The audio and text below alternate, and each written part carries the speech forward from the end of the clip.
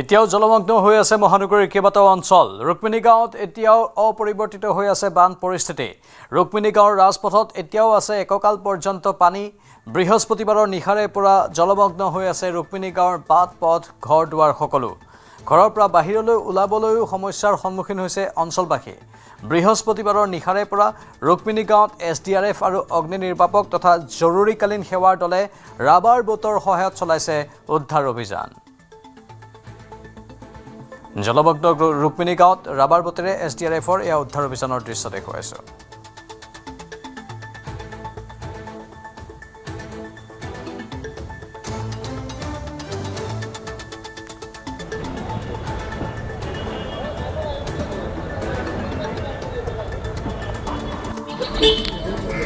পিছে আছো ও দেবঙ্গ সময় দিবি সুবি দিবি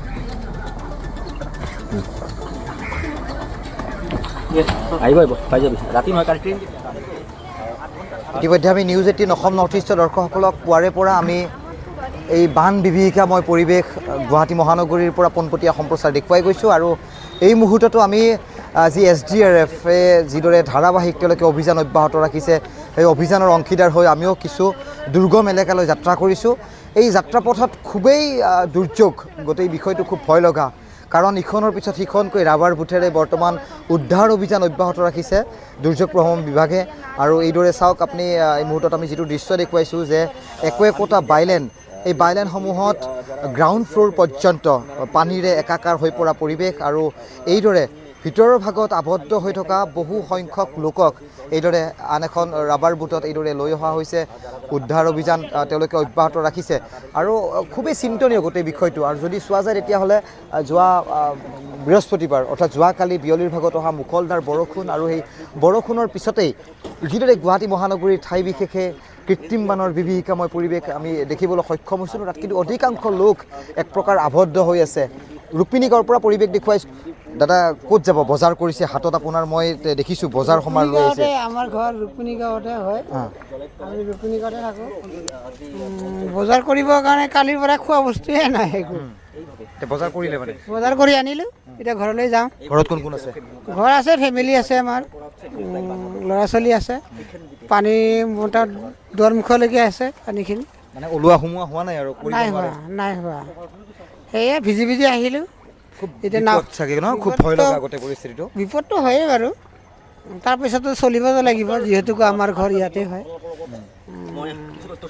বহু কষ্ট হৈ আছে যোৱাকালিৰ পৰাই এইসকল SDRFৰ জোৱানে তেওঁলোকে অহৰহ কষ্ট কৰি আছে। খোৱা হোৱা নাই চাগে গোটেই ৰাতি? নাই গোটেই ৰাতি খোৱা হোৱা নাই। ৰাতি খোৱা মানে ধৰক 1-2টামান বজালৈকে কৰিছোঁ, আকৌ ৰাতিপুৱা 5টা বজাত ওলাই আহিছোঁ।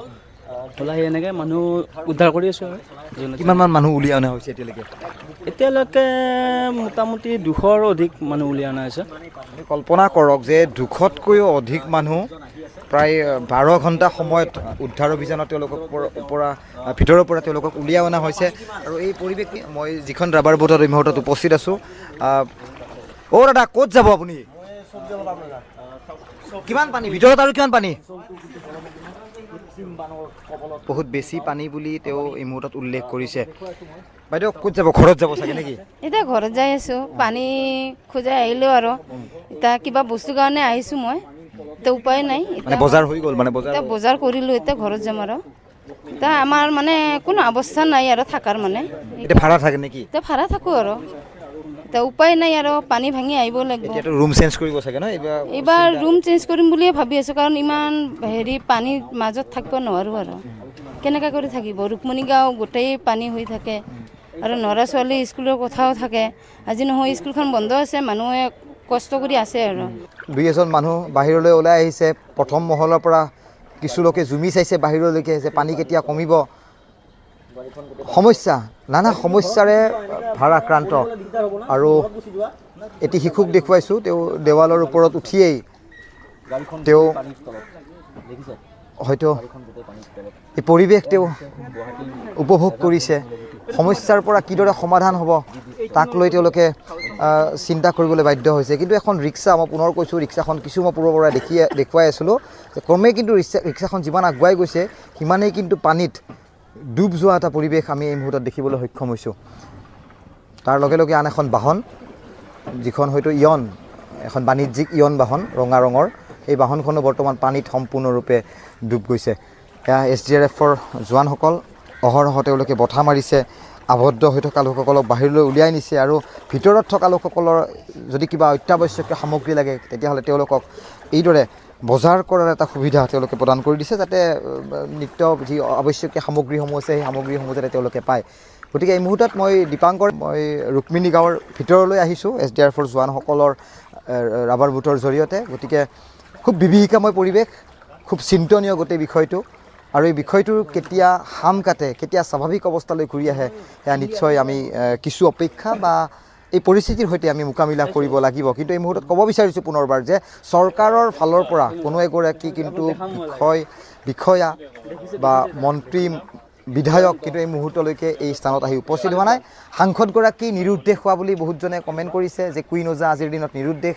স্থানীয় যিগৰাকী বিধায়ক প্ৰদ্যুৎ বৰদলৈ তেওঁৰো বৰ্তমান খা খবৰ নাই সমীপতে দিছপুৰ অসম বিধানসভাৰ অধিৱেশন চলি আছে বাজেট অধিৱেশন উজনি অসমৰ সোণাৰী নাজিৰা আপুনি যিয়ে নকওক সমগ্ৰ উজনি অসম এক প্ৰকাৰ আজিৰ দিনত বিধ্বস্ত গতিকে তাৰ লগে লগে এয়া মই গুৱাহাটী মহানগৰীৰ পৰিৱেশ দেখুৱাইছোঁ য'ত এই পৰিৱেশে গুৱাহাটী মহানগৰীৰ ৰাজধানীখনৰ প্ৰকৃত ছবি কিন্তু আজিৰ দিনত কিন্তু উন্মোচন কৰিছে